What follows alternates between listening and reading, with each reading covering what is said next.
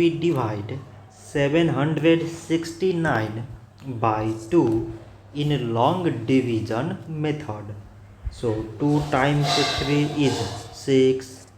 On subtracting we get 1. So now we put down this 6 and it is 16. So 2 times 8 is 16.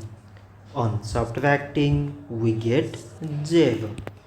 So now again we put down this 9 and 2 times 4 is 8. On subtracting we get 1. So now this 1 is less than 2 and there is no other number to put it down. So we take here decimal so that we put 0.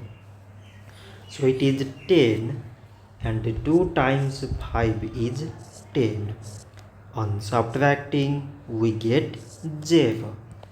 So 769 divided by 2 is 384 decimal 5.